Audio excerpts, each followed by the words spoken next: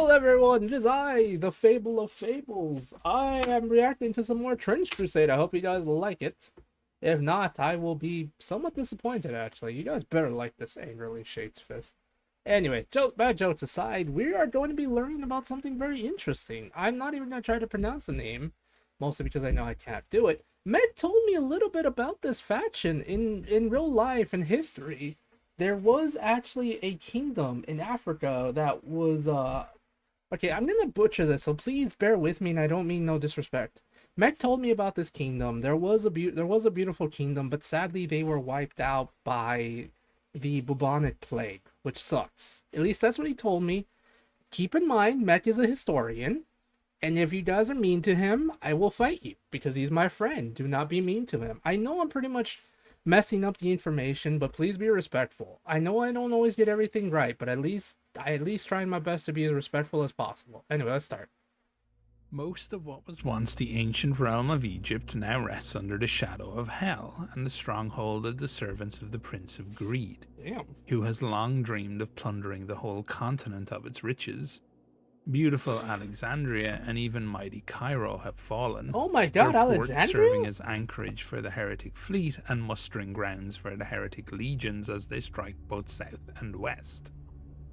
But thus far, Mamon's plans to completely sweep the northern coast of Africa all the way to Mali and Axum have been frustrated.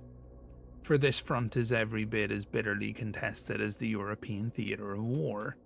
Here, the heretic legions are opposed by a coalition of Nubia, Numidia, and the Solomonic Empire of Abyssinia, more commonly known as the Ethiopian Empire in Europe. It was right, it was They have Ethiopia. thrown their lot together to resist the invader. Blood stains the waters of the Nile red as the coalition struggles to contain the grinding offensives of the Legion of the 10 Golden Horns that serve Mammon. The plan of the Prince of Greed is twofold: to overcome the Holy Church's Lalibela and to desecrate and auction off the legendary relics within the churches and cathedrals of Axum, and to claim the fabled golds of the Queen of Sheba for himself, which he covets beyond any other treasure trove on earth. War has honed the soldiers of Ethiopia into masters of mobile warfare, and taking the enemy on in loose formation, a style of fighting well suited to their rugged country where few roads do not allow for easy movement of large armies. Most levies fight armed with rifles, seeking to close in on the enemy to ensure the effectiveness of their volleys, while the Shiwa are the warrior elite, trained in hand-to-hand combat since childhood, That's really and cool, encouraged actually. to take on lions and other fierce predators as part of their upbringing. Warriors that have taken down a male lion single-handedly have the honor of wearing its mane as a headdress. Their famed war cry, "Together, together," is often the last thing that the invaders hear. Claiming a direct lineage from the legendary Queen of Sheba and King Solomon, the emperors of Abyssinia are staunch members of the Fateful Alliance, and the representative of the African continent in the Sword Congress of Vienna. It is a matter of pride and prestige to the House of Solomon that the tide to New Antioch is met punctually. So once in 7 years, the Negerit war drums sound the catet, the call to arms. The volunteers gather at Axum, the spiritual capital of the nation, where the Ark of the Covenant is said to be kept under the watchful eyes of warrior monks who are born to their role and never leave their post. There is never any lack of warriors willing to join the expeditionary force to aid New Antioch. Adventure, unrivaled status given to those who serve the Duke, and a chance to fight the enemy at their heartlands ensures that the bravest young soldiers compete for the chance to join the force. Before being accepted into the expeditionary force, all volunteers to New Antioch must make a pilgrimage to Abunya Yamata Go, the chapel that rests on a mountainside at a dizzying height of some 8,500 feet. 8,500 feet? Holy crap, dude. I'm afraid of heights. Just thinking about that would probably... Just thinking about trying to climb that, I'd probably be doomed, I'll be honest. Oh dear. It is the most unacceptable place of worship in the world, and the volunteers must travel to receive the blessing from the shrine in the sky carrying their full military kit and gear. Damn. Miraculously, there have been exceedingly few deaths caused by soldiers losing their footing and plummeting to their deaths. Each one of those who have fallen have been found to be a heretic infiltrator, and their broken and rotten bodies are left unburied as a warning to the Damn, that's actually very interesting though, the fact that the ones that they found dead were heretics. Oh.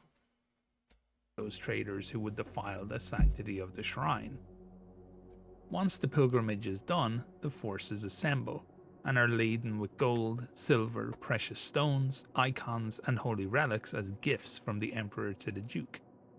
The warriors of the Emperor march to the hidden ports of the coast that are still free of the enemy. There is no land route for the warriors of Ethiopia to reach the Principality, and the heretic fleet dominates both the Erythraean Sea and the Red Sea, leaving the perilous crossing of the Mediterranean as the only viable option.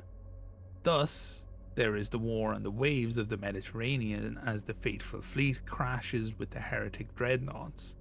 Ships will be sunk and the gold from the shrines of the Queen of Sheba is lost to the sea, but when the songs and drums of the warriors of Solomonic throne can be heard in the harbour and echoing on the famed walls of New Antioch, the citizens know that the aid has come once more. Fewer than 1 in 10 of the volunteers ever returns to the rock-hewn churches of Labalia to give thanks for their deliverance. The rest give their lives in the brutal battles in the no man's land, like the countless millions before them.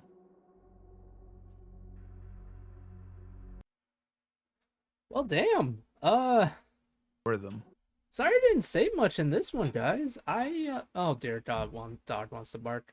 Sorry I didn't say much about this one. I kind of was very invested in learning more about this very beautiful empire. I think it's really cool. Like I said, my friend Meckwolf, y'all know him. Basically, he told me about the kingdom that there was once in Africa that was sadly wiped away by the plague, and I thought that sucked. And the fact that the empire is the fact that they actually kept it in Trench Crusade is amazing. You know, the fact that people still remember it is nothing short of amazing. Like I said, he's a historian, so he knows a lot more about this stuff than I do. Please be respectful to him and me, because I know I don't always get everything right. But I'd like to at least talk to you guys. So yes, please, love you all. I'll see you all later. Bye.